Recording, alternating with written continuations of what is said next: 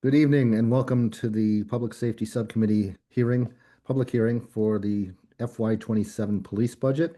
I'd like to thank everyone who came, the chief and the other members from the department, Charlie Young and the subcommittee members. Um, we have Jocelyn Murphy, we have Elisa Jonas, we have Liz Linder and myself, and hopefully some more will come soon.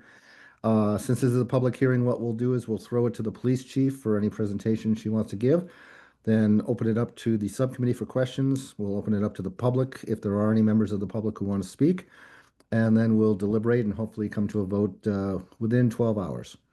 We'll try and keep it brief. So do you want to share screen, Chief? You're I muted. think Okay. 5 years into this, I think I can share my screen.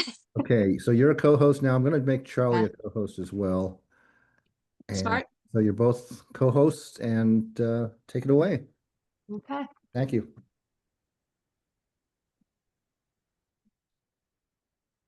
All right. Are you able to see a PowerPoint presentation? Print's a little tiny, but yes. That's not good. Hang on. See if I can. See a really cute dog in there.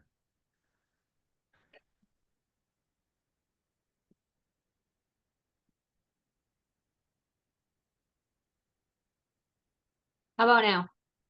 There we go. How about that? Look at me. Okay.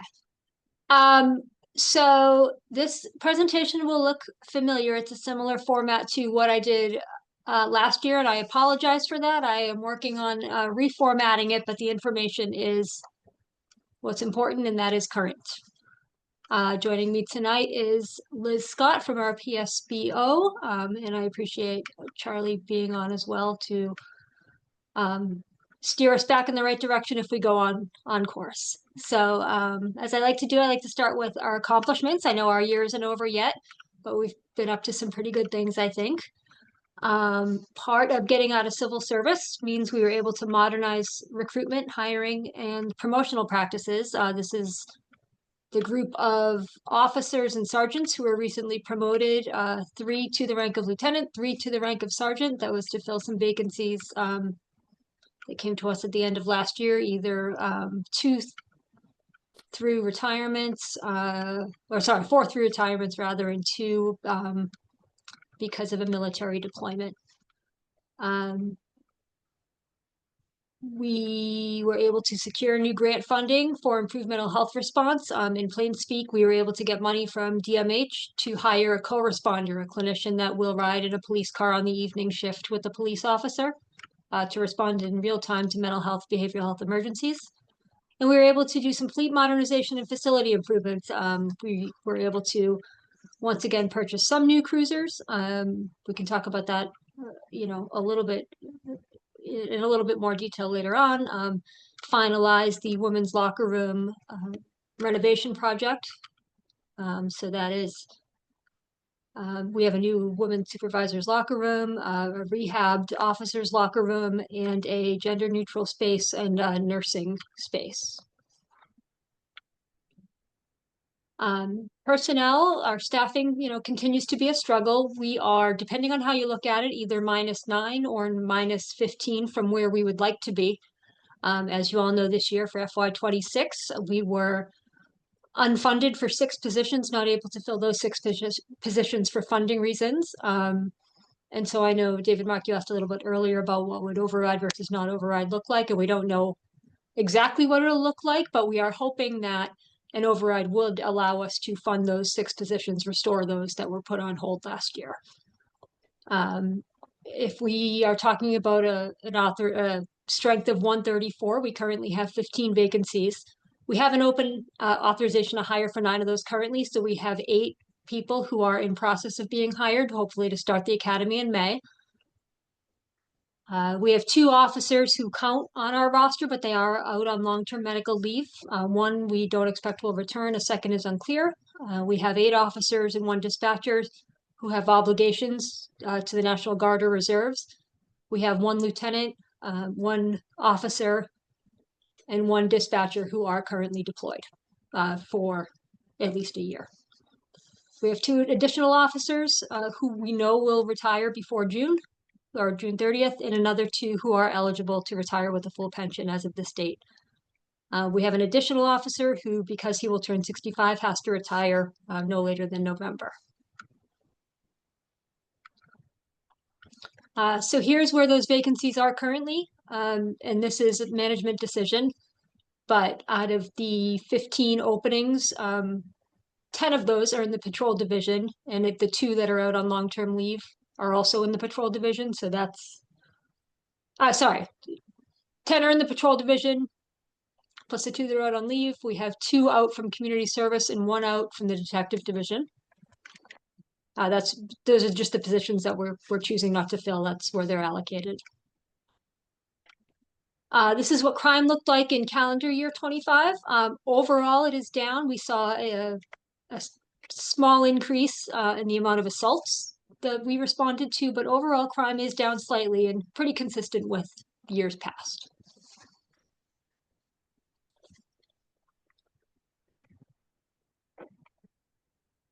Some commendable and high-profile incidents, quite a few this year.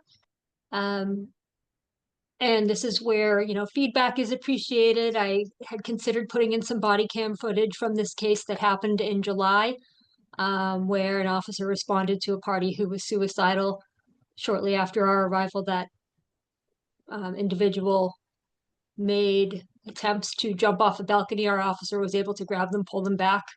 It was really commendable work, and I think it highlights, while there were others on scene, EMTs and firefighters whose contributions, of course, we value. There's value in having police officers there, especially those who are trained in de-escalation and responding to mental health crises. We had recently a swatting incident at BHS that required a full activation. We didn't know it was swatting when it came in. It was a threat to shoot up the high school during midterms, finals. We had quite a few we had 5 ICAC cases, internet crimes against children involving child exploitation. We had both victims and perpetrators who lived in Brookline. So I highlight those because the work is a little bit more complex, and I think it's an example of how crime is really moving from maybe what we thought about decades ago, where crime was on the street and there was a bad guy and police officers responded kind of in force that you could see. Where now we're seeing a lot of digital investigations and the need to keep up with technology in order to combat some of these crimes. We had a high-profile incident where we got a call on Yom Kippur for an individual outside of Temple Beth Zion with an assault rifle. Our officer showed up. It was determined to be a BB gun after he had shot out a car window. And of course, in December, we had the homicide and murder of MIT professor Nuno Loureiro, which was associated with the Brown University killings.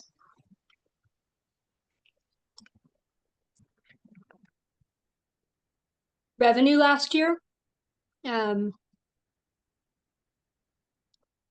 department issued 107,000 roughly parking violations. 74,000 of those were paid. It's about $2 million or close to it in fines and penalties. Something to highlight here: in March of last year, our union successfully negotiated for an increase in the detail rate. And so we saw about a 52% increase in the amount of money that went to the town by way of the 10% surcharge that the town receives when officers are paid for those details. Hopefully I articulated that okay. It's in there for you to see. So I think I butchered that delivery, but does anybody have questions about that? This can be interactive. I think everybody on this audience understands what I was trying to say. And most of it, we got grants from the same sources where we've received them traditionally. Our CIT TTAC grant, that's the grant through DMH that allows us to be a host site for de-escalation and mental health trainings. Our 911 training and operations grant, those are for our dispatchers. MRS, MRS and EOPS, our traffic grants. All of these grant amounts increased, and our JAG grant, which was for encryption of some of our radios, that was a new grant for about $20,000. We are constantly looking to grant sources, but those are drying up as well, both at the state and the federal levels. Drug forfeiture money I wanted to highlight here. I do have a sergeant who is assigned part-time to the DEA. He does bring in some money every year. Those funds are earmarked, and there are a lot of rules and regulations pertaining to what they can be used for. Those funds have to be used for purposes directly related to combating or assisting in drug investigations, and specifically stated in there that it can't be used for operational costs. So this is a slide we see every year, and I put it in here not this time around to advocate for more money, but just to show rather when we're talking about what our budget could look like. Some of when we're talking about an override or a non-override scenario, what we are thinking right now is that a non-override scenario would look like not restoring the 6 positions and in fact cutting the equivalency of 1.5 positions. But the non-salary budget side, we hope, can look something like what's proposed in FY27. Noting that there are slight increases, it's still not getting us back to where we would like to be ideally someday. In contrast to where we were in 2020 when we didn't have to go for a reserve fund transfer at all to meet our needs. Like you're going to hear from everybody, probably the costs of everything are increasing. Most of these things are beyond our control. They're contracted services, their supplies, their trainings, and things that we can't really control for. Our goals for FY27 are to strengthen community engagement and public trust, recruit, retain, support a high-quality workforce, modernize our technology infrastructure and operations, and of course, ensure fiscal stewardship and long-term sustainability. These are taken right from the strategic plan that we had done 2 years ago. They haven't shifted at all from that. And there's the cute bear. Yeah, dog, whatever he is. The dog named Bear. It's too bad he's not at the hearing. Too bad that he's not at the hearing. We can get him here. Whatever gets it done. He'll work for food. Okay, so are you done with the slides? Yes. Okay, and if you want to stop sharing, then we can see each other. That Okay. Fantastic. Before we get to the advisory committee questions, I asked Charlie if he could just take a moment to inform the subcommittee on basically the differences between the no override and the yes override police budgets, just in vague terms, so we can have some idea of how the department will be affected. Sure. So Assistant Town Administrator for Finance, Charlie Young, for those who don't know me. The budget book, which can be found online on the town's website at Budget Central, has a couple of key sections. Under departments, if you're in the online version, and police, the budget that is shown there is the no override scenario, which I'll explain a little bit about what that entails. But that's the number that, I think David Mark, you'll be considering tonight. And it's the number that the chief just included in her presentation showing pre-COVID and now. So that doesn't include necessarily any money that's in the override, right? Which I think would change that outlook a little bit. So I will just share my screen really quick. The other page in the budget book that's really key for understanding the yes and no override scenarios is in section 1 under the budget message, and it's called override. And if you scroll down to the bottom of the page, there is both a yes and a no override scenario for reductions, and as well as a detailed listing of what is in the override. So let me just explain first what is included in the budget section under departments, police, with the no override scenario. What we're doing is reducing personnel by 1 FTE, which is further explained here. I think let me just scroll to see how it is described. No, it's not described in any more detail. So I want to leave it there. I think it would be a clerk position um in in traffic, I think is how we can describe it. So there's also 6 other positions included here that you don't see in this dollar amount for police personnel. It's 1 FTE, plus the 6 currently unfunded patrol officers that were held open to fund the current contract. The other reduction in the no override scenario is to take a contingency we put in last year for military leave, which is ordinarily not kept in the department's budget. It's ordinarily something we budget for in the personnel services reserve, to reimburse departments for issues like this. The reason we put it in FY26 was because we were seeing potential deficit in overtime at the end of last fiscal year. We're not seeing that this year for police overtime. And so that is getting reduced in a no override scenario. And so in a yes override scenario, the 1 FTE that we just discussed is restored. And then there are some other additions. I'm sorry, I shouldn't call them entirely additions. One of them is the reopening of 6 vacant police officer positions. It's not an addition. It's sort of a funding restoration of the 6 positions that are currently held open. That would fund those positions and allow them to be filled again.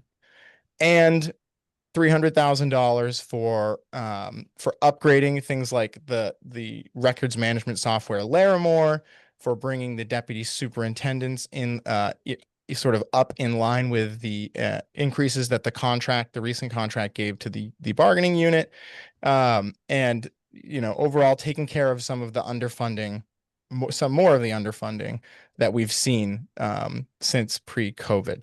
So I hope that explains it. And just to really quickly recap, in a no override scenario, we are reducing the 6 positions officially. You don't see the funding here because that money has already been captured in paying for the current bargaining unit contract. We're reducing the leave contingency. We're reducing one additional FTE.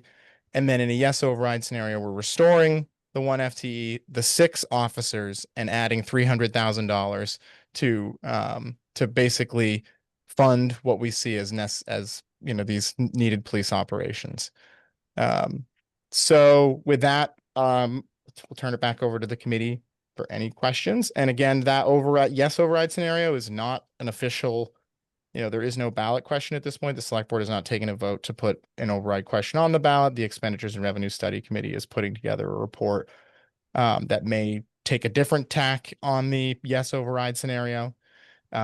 So really all that is official is the no override scenario. And it, obviously I say official, still has to go through advisory and town meeting. I'm just saying that is the only official budget right now. The yes override is just a proposal.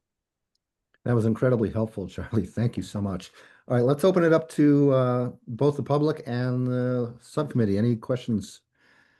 Jump right in. Jocelyn. Hello, Chief. Thanks for, I have one question about Bear is, are people putting in dog sitting availability if Katie needs to go on vacation? You're muted, Chief. You're muted. What is wrong? You are officially now number 1 on the list. Thank you. Glad to hear it. Okay, so my question, I have very short questions. One is the 6 positions that have been held in abeyance. That's been for quite a while, hasn't it? When did that start? 2 or 3 years ago? I've forgotten. So it was sort of, I think last year was the first year that they weren't funded. Oh, it was last year? Okay. FY26. Before that, we were in a different kind of a staffing crisis. Charlie, jump in if I'm wrong, but so far so good. Yeah, it was more of a staffing crisis where we were still in civil service and we were actually just having a really hard time hiring. This new process, we've been much more successful, and I do feel confident that we could get there. So by last year, the chief means FY25. We're currently in FY26. So they will have been held open for a few years. I think that there was I think initially it was 2 positions held open, and then that had to be expanded to 6. As I recall, that was Yes. to fund the first years of the new police contract. And we were told wrongly apparently, that it would only be for the first 2 years of the contract, and then after that they'd be filled. Obviously, Right. we didn't realize that finances would be so bad, but that was, part of the deal. Can I ask just a two finger on that one, Chief? Is there anything in the contract that we have now with the union that requires a minimum number of staffing like we have at the fire department? So if we keep these positions open, are we violating the contract to hire a certain number of people, or are we okay? We're not violating the contract, but it is best practices and Yeah. Right. My two finger on that was going to be, what is the effect on the department Yeah. having those positions unfilled? I mean, I think, morale wise, it's not great. It's a mix of overtime that people can volunteer to take or that they're forced to take. In a lot of cases, it also means that specialty, the decision has to be made every time a vacancy opens up in one of the specialty units that a lot of people do, aspire in their professional development and their growth to become a detective or to, become assigned to the traffic unit. And I'm not able to fill those divisions and leave patrol completely short staffed. So I think, in terms of people wanting to come here because it's a department that offers opportunities, it cuts that off. Can I add a Sure, couple go ahead. things really quick? I'm sorry, I just want to add on to what the chief said. One other thing is that these positions that we had when they were vacant, they were creating some salary savings that was allowing the department to, for example, buy equipment for new recruits or undertake one-time costs using salary savings.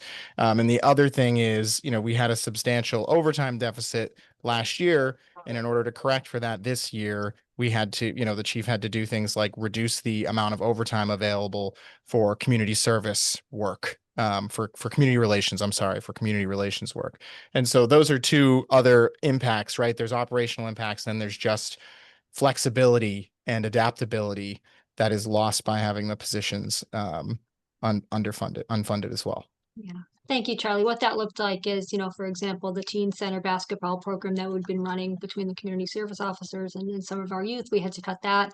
The RAD self-defense program, we weren't able to run. Some of the CERT classes, some of those, the nice to haves were eliminated. And the things that I think are tied to my philosophy, where community policing is so important, unfortunately had to go by the wayside. Can I also follow up with a question on, so for the patrol officers, are there any what are the consequences in the field? Is there, I was trying to, it's so hard to compare data because we were short officers even before, I mean, since COVID, we were down so much. So I was trying to see, gee, now that we have more officers, are we doing better in certain substantive areas? And I can't really see that. And I'm just wondering where you see shortfalls in patrol. I think part of it, there are many small examples that kind of, contribute to the big picture. We don't have a contractually obligated minimum staffing, but I have a number where, where I'm, the least uncomfortable, the number of officers on the street. And so in terms of deployment, we divide the town into 9 sectors or routes. In a best case scenario, we have an officer assigned to every route and one umbrella car that you'll see they transport prisoners and they can cover the whole town. And they're 2-person unit. There are certain calls that we always send 2 officers to cover: domestic violence, a dispute, something that, I think I'm talking to a group that probably understands what that would look like. So when we are at what I consider minimum staffing, there are usually 2 routes that don't have an officer assigned to them. So one officer will have 2 routes assigned to them.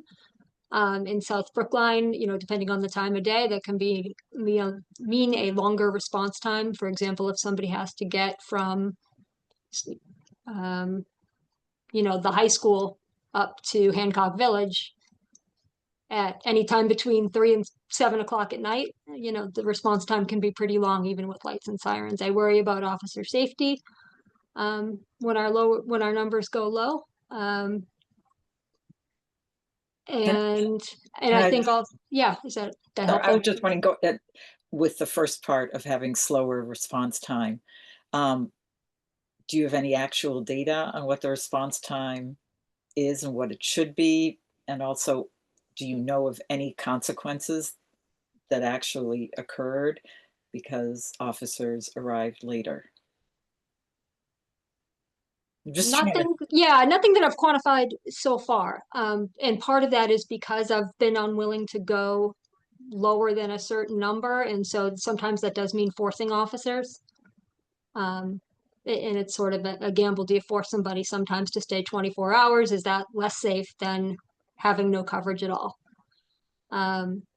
you have some officers doing 24 hours? Not as much as we used to. A few years ago, it Wow. was considerably worse, but it does happen from time to time. Wow. Officers and on occasion supervisors. So sorry, I interrupted. I wanted to still get on the first Oh. one before you went to the third, but go ahead. You were Okay. about to say, I was just going to say too that some of the things that our department, prides itself on, all of our work and why we became a teaching center for de-escalation, community policing, things like that. Those kind of calls, we ask our officers to stay on scene much longer. We're not in a position yet where we have to have, calls stacked for our officers to respond to, like we do in some of our surrounding communities where officers, jump from call to call and have very little time. If you want to do community policing de-escalation properly, can't be rushed. That's where bad things happen. That's where the danger is. And so there's value there that is hard to quantify in having an appropriate number of officers in the street. okay, You have two representatives of precinct 16 here. So does precinct 16 not always have a designated officer? You might just be sharing with, so you talk in precincts, I talk in sectors. I think you might be the only person that knows both on this call. But yeah, if we have to combine sectors 8 and 9, which maybe somebody can translate into precincts, that's, usually 8 and 9 will get combined if we have to, or 5 and 6. And a conversion guide is welcome into sectors to precincts. Can I continue? May I continue, Chair? Sorry. Yeah. Do you want to don't go have ahead, ask Lisa, me. please? Just Go keep ahead. going. Lisa, did you have something more? I did, but go ahead and I'll do my next I one. was moving on to the traffic, because the traffic administrative position that is being lost in the no override. What does that translate to? How many employees are in that division currently, civilian employees in that So, division? yeah, again, it's an idea that's out there right now. Nothing's been decided 100%, but that would be one of the civilians that works in the office, and they're responsible for the administrative side of traffic, including, processing tickets that come in, helping people at the window who come in to pay. And that would be one of how many civilians in that department, in that There division? are currently 2 and a supervisor. What percentage of people still pay at the window versus online? Do you have any? I don't know. I can try to ask. No, it's not that urgent. No, I I'm curious actually too. I think it's a good question.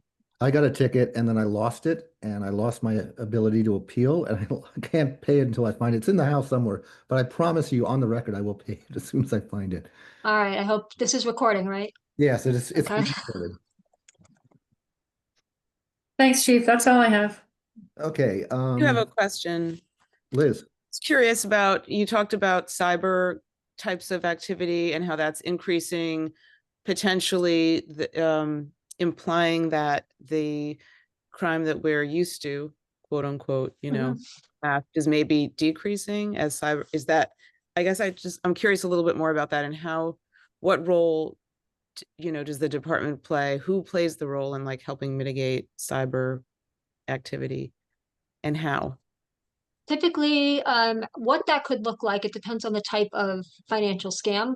Sometimes reports can come in any number of ways, either, a victim, a family member of a victim, financial institutions themselves will call if they're concerned about for example, an elderly person that comes in, they think that customer of theirs might be the victim of a scam.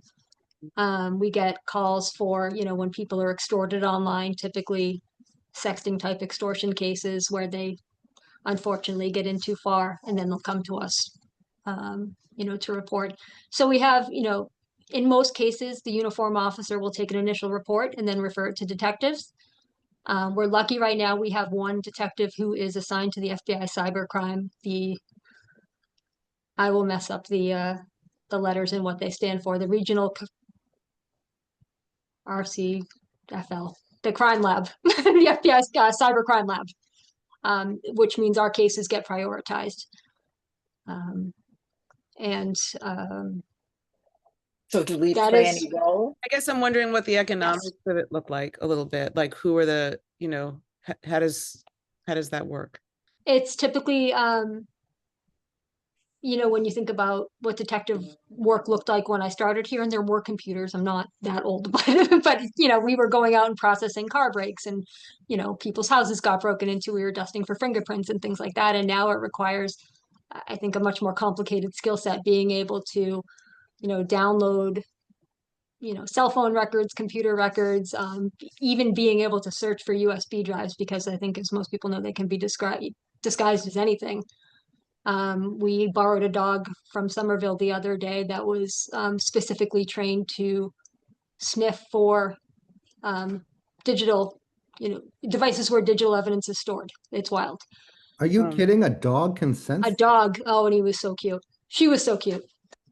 Wow. Yeah. So, But so investigations are becoming more complicated and require much more time than simply going out dusting for fingerprints and, sending them off to the state lab. but what do you do for cybercrime? What What is someone's our been role? extorted So what is our role? online? Department. What do we do? It with depends on the big type data? of cybercrime. So we do work with partners,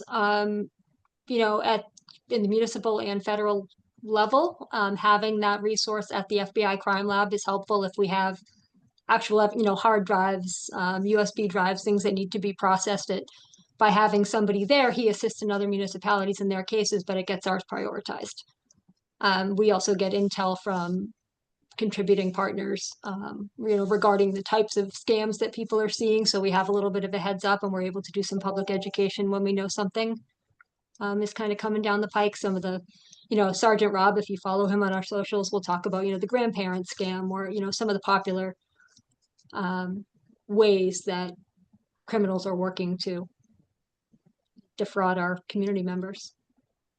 I don't know if you had a specific question about forensics, or kind of It what. just seems like it's such a hard. Oh, sorry, Liz, go ahead. I mean, It sounds we're like it's a thinking the same diffuse thing. It sounds like, I think it sounds like it's a diffuse type of work, right? That just permeates the department in different areas. Yeah. But I was wondering if there were certain positions that were more, subject to dealing with that. And I don't, it's such a problem. So Yeah, our detective division, some of our detectives have certain areas of expertise. So we do have the one assigned to the crime lab, but we have another detective who has been involved with all 5 of the ICAC cases, the child exploitation cases that we have. That's where his area of expertise. So that was actually one of my questions, which is the child exploitation cases. And you're saying both the victim and the alleged, I don't know if it's still an alleged perpetrator, were in Brookline. How did it, what, was that something that was identified online? Was that online child exploitation? Yes, How the was that? National Center for Missing and Exploited Children has a network where they are constantly monitoring some of the, the dark web and the sites that our predators use to share or disseminate material. Some people are creating it, some people are sharing it. And so when they're monitoring those sites, if they have an IP address or reason to believe that either a child is a victim or somebody is a perpetrator in our jurisdiction, they reach out to our detectives and we take the investigation from there. A lot of times, these things cross state lines and sometimes international lines, but we carry it as far as we can. And, if, for example, if the perpetrator is out of state, we'll take it as far as we can. We'll work with the DA's office, and then the arrest might just happen by the jurisdiction where that person lives. So the exploitation is covered by a national entity, and they let Brookline know when they see that there's a perpetrator or victim here. I see. That's usually how it works. And Yeah. we've had cases where a parent will suspect that their child is a victim of something, and you can bring us your computer, and with enough probable cause, and of course within legal parameters, we can Can you identify perpetrators, or is that something that you would then submit elsewhere? Sometimes we might have to submit elsewhere. We might work to get an IP address. We might interview a child and kind of figure out what's been going on, if they know this person, how they met. It's a lot of different, sort of like the world's worst tree, with so many branches and directions that it can go. Right. But yeah, partnerships are really to the key to success in these investigations. So, and also just following up a little more on the cybercrime, which is, it's such an international issue. What can the town of, I mean, my husband's Social Security account was hacked, and suddenly nightmare. it was supposed to go to a different bank account, and we tried to pursue it, and we called the police department, and a very nice officer came over, and he said, oh, it just happens all the time. Just let the Social Security Administration know. But is that even something that Brookline can address? Like if we had more staff, or?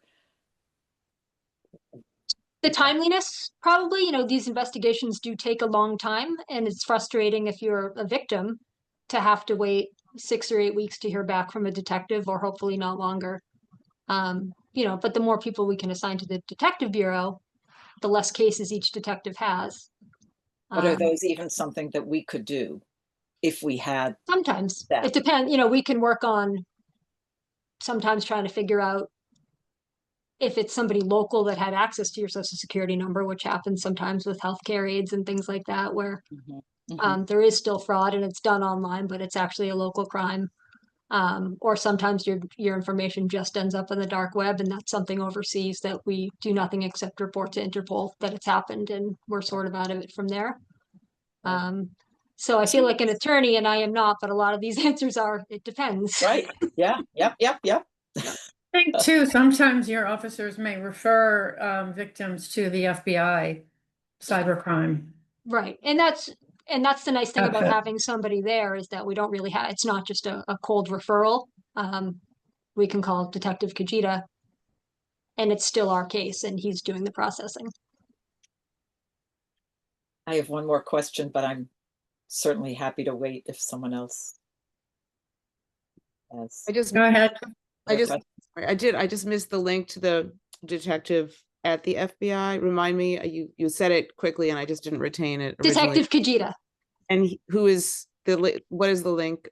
So he's a Brookline police detective, Right. but he goes to work he reports to the crime lab. He comes back to us sometimes on holidays, and he works the Boston Marathon in uniform. He's still a Brookline police officer, but he's on a task force. So let me ask this. So is this a regular position? Like there's always a position in Brookline that reports to the FBI. Is that the case? Or is this just like an unusual, he's been there for,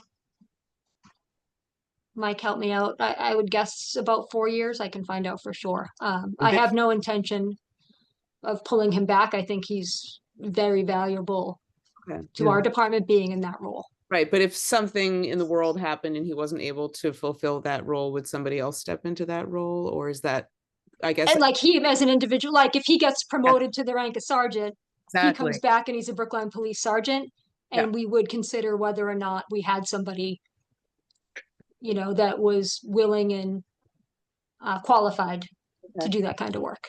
But would you call it working for the feds, or just cooperating with the feds? Who does he He's working for the Brookline Police Department. Okay. As his employer, but his employer. But he interfaces with the federal, with the FBI. Yes. He has a relationship with them through Brookline, or naturally he did on his own. That's what I'm through Brookline. So the cyber, it's a regional task force, so there are members of other municipal police departments as well. Okay. The feds, in this case, the FBI recognizes that, they are successful when they have local police officers, Mhm. who will work hand in hand with them. They typically move around every couple of years. They're not embedded in the community. Right. And it's a good partnership. Okay, Anne, do you want to jump in here? Or you just Yeah. put it in the chat? The traffic office, 3 admins plus a supervisor, so it's traffic and records. So when I seemed confused about the question, it is 3 admins. One of them typically does the records piece of traffic and records, fulfilling public records requests and things like that. And then the other 2 are assigned to the traffic processing side. So we wouldn't eliminate the records personnel. She already has more than a full-time job, but one of the traffic clerks. Okay. Any other questions from the subcommittee at this point? Oh, yes, I'm gonna, sorry.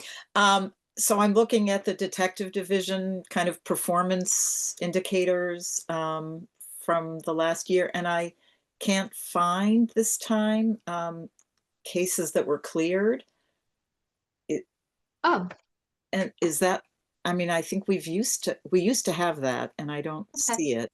And I'm wondering if those are, if the percent of clearances are now better than they were, for example, last year, the year before, because we now have more staffing, or we're short on detectives, so we're not doing better, or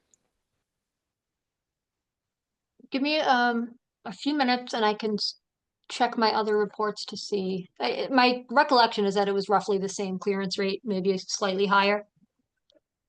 There is sort of a formula devised by the FBI that talks about certain types of crimes and clearance rates that are expected. And I we're mean, I know always, you had it in the past. yeah, I know we have too. So if it's not in there, it's not that I don't have it. It's just that it didn't make it into the report. And I can get it. Is the year-end blue review thing ready? That's what I was just going to reference. It's almost ready. It's in the editing. Would you send that to subcommittee when you have it finished, and so we Yes. can add it to the report? That'd be great. So I am just wondering, from what I recollect from prior years, we were somewhat low in our clearances, and I'm not, I mean, I could be wrong. Yeah, we and usually do better than our Sorry, go peers. ahead. Sorry. Compared to what, right? Sorry. Pardon? Compared to what? I mean, Compared to I our guess peers. it's- Then Brookline is ahead of our peers, yeah. it is, huh? Okay.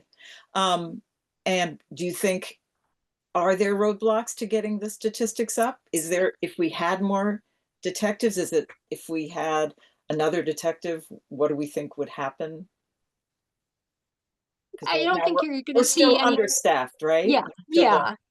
I wouldn't promise that clearance rates will skyrocket. As I mentioned, there's sort of a with this type of crime, this is sort of the expected clearance rate.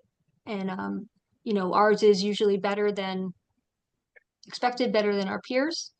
But I can report those back. Who are our peers? Is it local communities or? Nationwide, but also Oregon? local communities like Boston PD will publish their clearance rates as well. We like to look at them because we're right in the middle. Surrounding, cities and towns do as well. But the FBI kind of sets the nationwide clearance rate for Part A crimes. Right. And that's sort of I what we thought I use had for a done benchmark. research on that, but yeah. Okay, thank you. That's No, it. it's good. That's No, all I my appreciate questions. they're good questions, and I will get answers before I see you again. Okay, since Neil is not jumping in here, I'm going to ask a couple which are along the same lines that what Elisa just had. There have been stories in the state crime lab of backlogs and botched tests and everything. When you have a violent crime, not just a murder, but rapes or anything like that, and you send the DNA off to be analyze. Is there a backlog in getting it back to Brookline? Are you getting timely results of when you need that from the state? I don't know how to answer your question. I mean, I would like the results the next day. I've also been here 26 years, and I know that that is not the way that things work. I haven't seen a drastic drop off in response times. I think if, sometimes we do get prints, we'll get DNA for, I guess I'll back up a little bit. In Brookline, we are very fortunate. Our detectives are trained and they'll go out and process a crime scene for not just fingerprints, but in most cases, DNA, things like that, that a lot of other communities don't do. I do have somebody close to me who's out at the crime lab, and when I talk to her, I'll say, "Hey, did you get our DNA sample for the car break?" And she said, "Yeah, a car break." Like they're dealing with statewide homicides, sexual assaults. We'll get to your car break. So for us to expect a quick turnaround for something like that, I know is not realistic. We prioritize those crimes here. We're lucky to have, the workforce to be able to respond to all those types of incidents, process them, and expect a result, but we can't control what happens when it leaves our hands. Violent crimes, no, I think our response time has been okay. It feels long to me. It feels longer if you're a victim, but I guess we're sort of used to the time frame in which the state labs work. Okay. So has it gotten better in the last couple of years, or is it just the same? I'll After check all the in with my detectives. My sense is that it's been about the same. Okay. All right. You've had a really busy year this year, and I won't go into all the times you've been on the news, but I do want to ask a couple of smaller questions. The study to redo the lobby of the police station, how's that? What's the status of that? We did the feasibility study. We were given a price tag. I believe it was about $1.5 million. Again, Charlie, correct me if I'm wrong, and I think it's on hold for the foreseeable future. Okay. It is, I think it is included in the CIP in FY31. So it is 5-6 years out. But it's currently priced at 2 million, probably factoring in some contingency. Wow. Okay. We asked the State House to give us a home rule petition to hire retired officers to be flaggers. Last I heard, that was sort of just in the molasses of the State House and wasn't going anywhere. Is that dead? Did it pass? What happened? My understanding is the same as yours, and I see Mike Keaveney just put his screen back on, but I think it got stuck in molasses somewhere in December, and maybe we're hoping for this session or before the end of the calendar year. But Mike, chime in if you have more info. It's my understanding, it's at the State House and it's just going through the process to eventually land on Governor Haley's desk to be signed, and that process just is what it is. There's no way to speed it up. And it should be by the end of this year, early next year. Oh, that's better than I thought, because usually our stuff goes to the State House to die. So that's fantastic. Neil can get an answer tomorrow night. Go Neil. Right, Neil? Yeah. You can So, ask yeah, Senator we'll Creed and see what we can do. Representative Vitello tomorrow night. Yeah, Report next- back to Michael yes. and the chief. All right, next question's a little wonky. I noticed that your electricity cost has gone way up and your gasoline has just gone down a little. Is the electricity going up because of the rate hikes or because you're using more to charge cars and do things like that? Is that just an anomaly? I can take this one if you want, Chief. Great. So, couple things. We are budgeting in FY27 for an increase in both natural gas and electricity supply price increases. We settled a new contract that's beginning FY27. Actually, natural gas is beginning in April, but that will have a negligible effect on 26. So both of those are hitting in FY27. Most departments, you will see an increase in those. We did see in basically what we'll do after we set the department, get an initial projection on the department budget is we'll look at usage in those areas. And so right now, natural gas is a little bit lower. That might change now that we've seen this, obviously very cold, long winter. but it had been going down, so we budgeted for a slight decrease in usage there. But we are seeing some really high electric bills at police this year. We've been working with Charlie Simmons to try and get to the root of that. It looks like what we're seeing is that is some pass down costs due to changes in the economy that the utility is passing on. There's both the town and residents are seeing basically skyrocketing utility costs. So we don't think it's related to usage. Once we have the full fiscal year behind us, we'll be able to better whether or not usage is up, meaning kilowatt hours in electricity. But for now, the reason you're seeing a large jump there is we factored in some extra money saying, look, if the bills are running high this year, we're just going to assume that's going to continue next year. So we're budgeting for both, actually, an increase in price and then a little contingency based on seeing increased use, what we think might be increased use or pass down costs. Utilities are something that you'll see in most budgets are jumping. That's mostly because of the supply contract, but we're also budgeting for potential swings in price as a result of geopolitical situations. So hopefully that answers the question. Very well. Thank you. The last question's a little, I'm just going to leave it vague and you can comment however you want to. And it's about ICE and any interaction they're having with Brookline Police, because that's what everybody wants to know. And they're protesting in Coolidge Corner every Saturday on that. And if you could just give us an idea of, have you had contact with them asking for cooperation? I mean, how do we respond to that? So I can answer the first question. Have we, been asked to cooperate with them? And the short answer is no. I think I specifically, task force, DHS employees assigned to this region, I think kind of know, they understand the temperature of what's going on in our municipalities. I do meet regularly with other chiefs. We're all on the same page. Most of our policies look just like one another's. Ours can be found online with regard to what we will and mostly won't do when it comes to federal and civil immigration enforcement. The small number of incidents, we do report out to the PCAC every month on what we know about ICE activity in Brookline. It's been very minimal. When somebody gets arrested for a criminal offense, they come into the station, they get booked. Part of that booking process is we roll their fingerprints and they do get sent off to the FBI to confirm that this person is who they say they are. You're all going to be shocked, but sometimes people lie to us about who they are. So as part of that process, the federal government, the FBI really gets notified that somebody is here in our custody or has had an interaction with us. If that person has a civil immigration detainer against them, ICE might call us and ask if somebody's been arrested. And we'll say, they know that. They know they've been arrested. But what we will not do is hold somebody because they have an ICE detainer. We still call the bail clerk in the same amount of time that we would for anybody else. If they're eligible for bail and they are able to make bail, we release them. Okay. So we have not turned anybody in our custody over to ICE.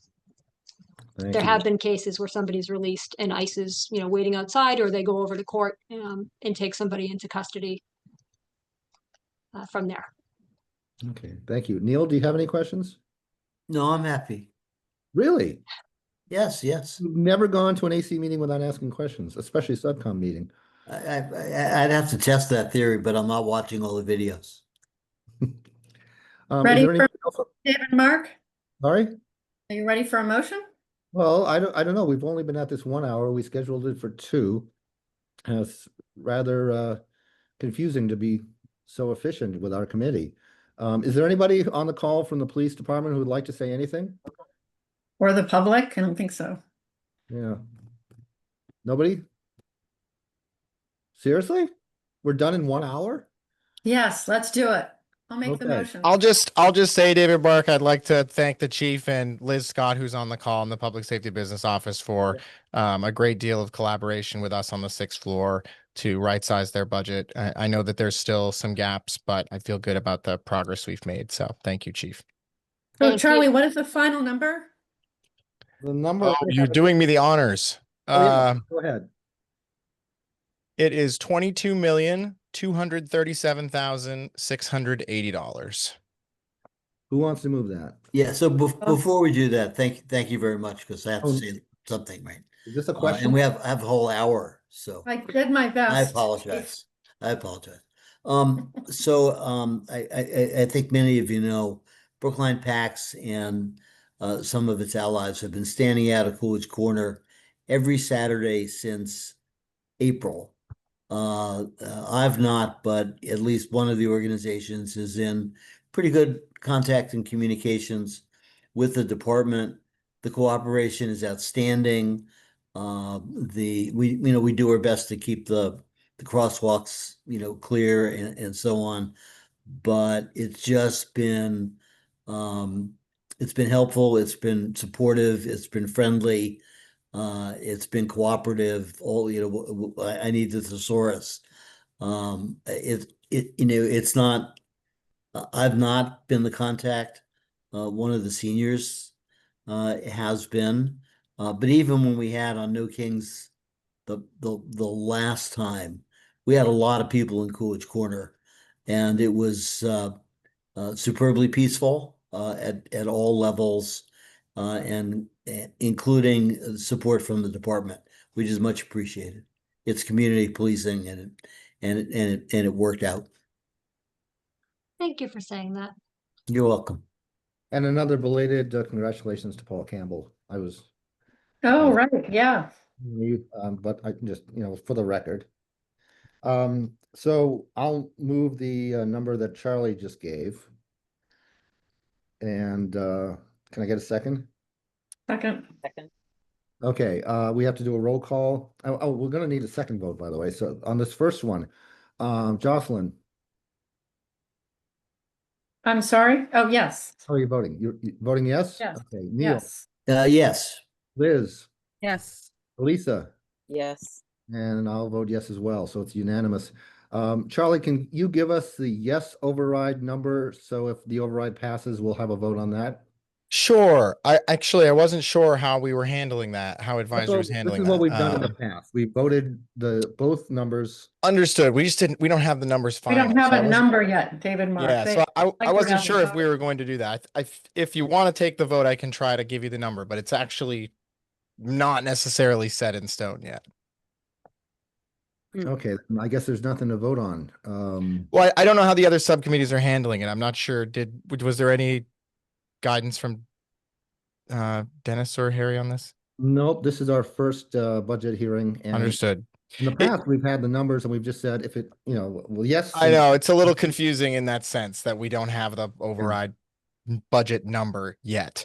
If you'd like, I can add the pieces that are expected to go back in and you could vote that number, but again, it's not necessarily in When are place. they expected to vote, Charlie? A week from Tuesday? The select board will set the override question by the end of this month, by the 31st. I think that they will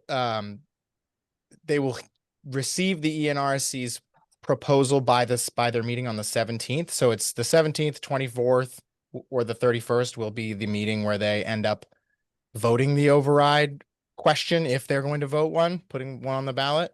At their last meeting, there was substantial support from the board for discussing this stuff at length. So it may not happen at their meeting on the 17th. It depending on how much info they want to gather or how much they want to discuss, it could go to the 11th hour at the end of the month. Okay, well, in that case, we'll just let the AC as a whole vote on it when they do the omnibus budget vote at the end of the process, and the new number will be baked in there by that time. I think that sounds right, David Mark. Thanks for talking that through with me. Okay, so we're done here unless somebody wants to spend another hour. No, I have a quick question. Chief, could you email me your PowerPoint so I can do the minutes and the report? Yes. Okay, then I'm guessing we're adjourned. I'll stop